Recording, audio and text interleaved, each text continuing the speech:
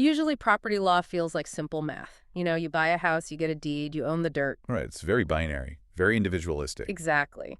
But the Mexican agrarian law, which was updated through 2025, throws that rigid rulebook completely out the window. It really does. So today, we're taking a custom deep dive into a totally unique system of land ownership, one that somehow masterfully balances communal living, environmental stewardship, and individual rights. It is a massive structural shift from what most people are used to. Yeah, to picture it, I guess, is the Mexican Ejido system essentially like a giant agricultural co-op crossed with a mini republic? That is actually the perfect analogy. The Ejido isn't just a physical plot of land.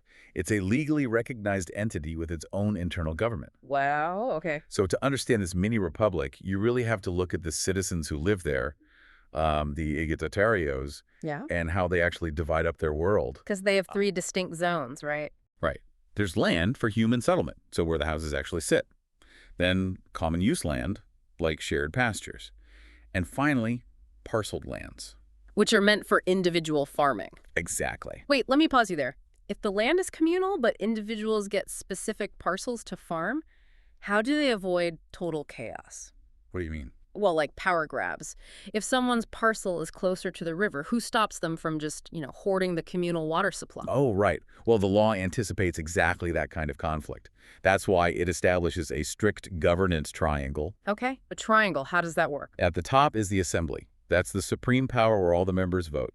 Then below them, you have the comisariado Ejido, which is the executive arm. So they do the day-to-day management. Yeah, handling contracts, Yeah. distributing that shared water supply you mentioned, representing the Ejido legally.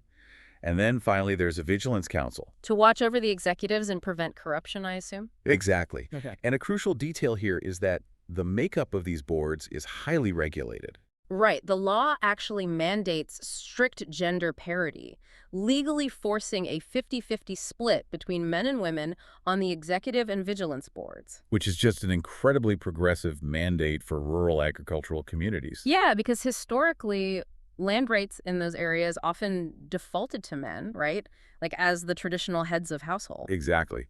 So by legally mandating that women have to hold half the seats in the executive management of the resources, the law guarantees they aren't shut out. Right. They get a real say in decisions that directly impact their livelihood. It's a huge protection. But let's look outside that specific ejido for a second. Speaking of preventing power grabs, what if a billionaire just swoops in and buys up millions of acres surrounding the community? Well, I mean, they could just choke the ejido out, couldn't they? they could try, but the broader law prevents that by outright banning latifundia. Those are the massive monopolized estates from the past. Right. The law enforces this through small property limits, but what's fascinating is that these limits aren't just a flat number of acres across the board. Oh, this is the part I love. The cap shifts dynamically based on exactly what the earth is yielding. Yes, so for basic agriculture, the limit is 100 hectares. Okay.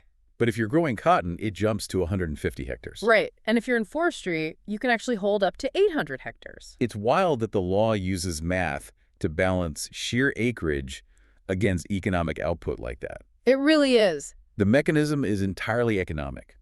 Basic crops might yield a living wage on 100 hectares, but cotton just requires a much larger footprint to be economically viable. And forestry requires an even bigger scale to turn a profit. Exactly.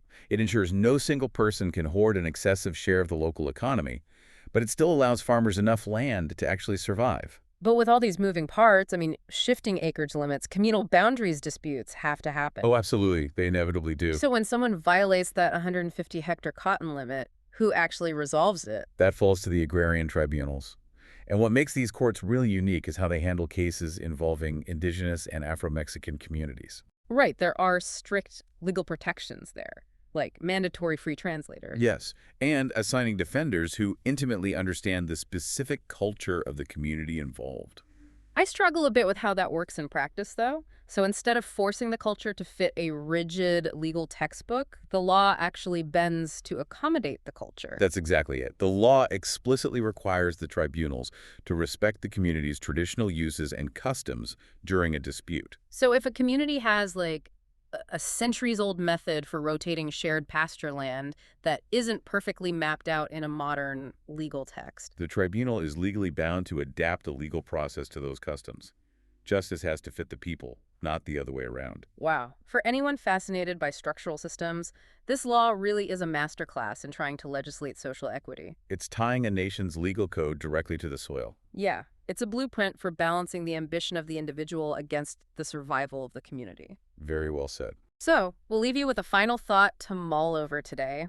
If you were tasked with designing a brand new society today, would you adopt the Ejido's strict crop-specific limits on land accumulation to enforce equality? Or would that level of management feel just a bit too restrictive for modern economic growth? Right, something to Well, think about.